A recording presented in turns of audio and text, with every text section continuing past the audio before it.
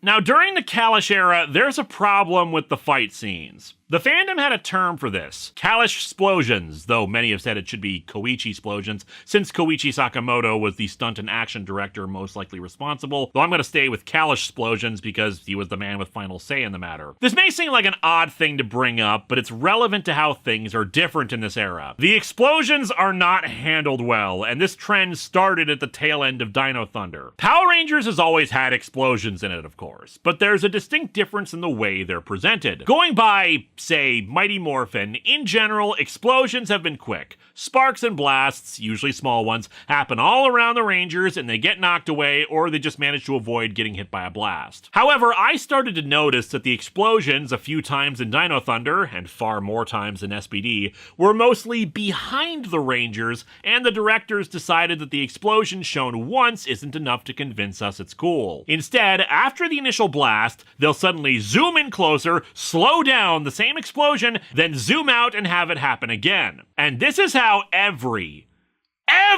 explosion in an action scene is handled. The exact same editing for how it's presented. Explosion, zoom in closer, slow it down, zoom out and do the same explosion again. Over and over and over. This repetition of the exact same kind of shot, it's maddening. You can make a drinking game out of it and have your liver scream at you to stop before you're halfway through the season. If this happened only occasionally, I wouldn't have noticed, but doing it again and again the same way almost every episode is just so annoying and dull for something that is supposed to be exciting. Once you see it, you can't unsee it. Editing is one of those things that casual viewers only notice if it's bad. And this is bad. It makes it seem like the audience's attention can't be focused on multiple elements. Instead, it needs to linger on it to get the full impact. Except that we don't need that every time. It's an explosion during an action scene. We get it. But if the editing and constant hammering of this exact same sequence isn't teeth-grinding enough,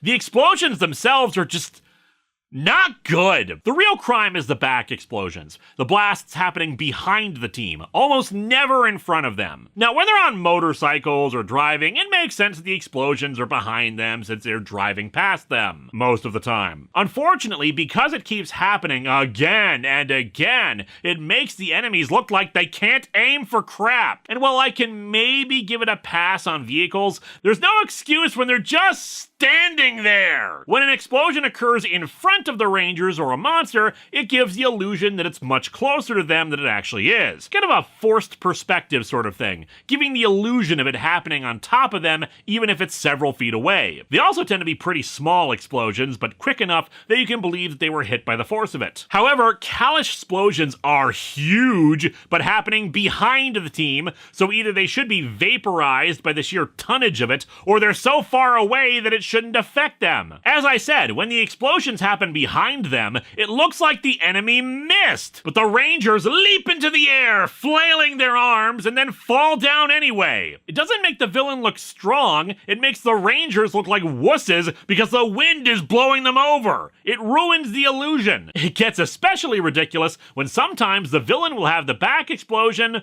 but all it's doing is sending them straight up into the air.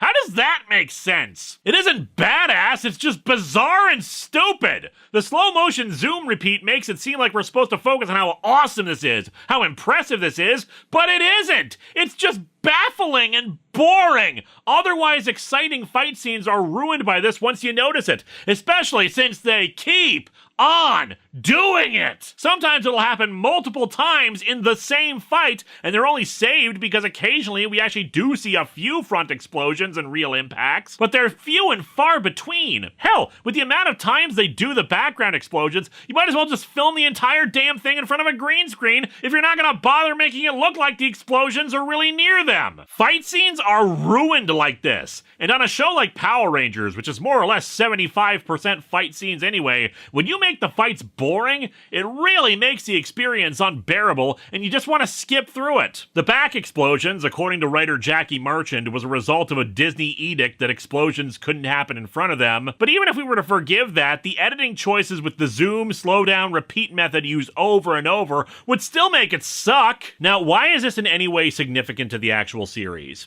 because it shows how the fighting quality has changed for the worse. In the original days, it was about martial arts techniques. All the Rangers were skilled fighters, and the fighting was consequently more impressive because it was being done through actual martial arts. However, as time went on and they started adding more wire works into the fighting to compensate for the lack of abilities by the actors who didn't have the training that the original actors did. That I didn't actually object to, since it was still fighting, and hey, they are superheroes after all. However, I'm putting my foot down here because the overuse of explosions and a more extensive use of special effects hurts the presentation. It's the equivalent of a movie compensating for its lack of interesting story with visual spectacle. But if you fail at the spectacle, you have nothing. Yeah, I like when the Rangers use their guns, but it's not because the gun effects are flashy, it's because guns are a more efficient way of defeating the enemy. It shows that they're trying to be smarter in this fight. In the end, though, the martial arts are a staple of the show, and I don't want to trade them in for big, repeated, slow-motion explosions in a rock quarry. And I will say, SPD is bad with this,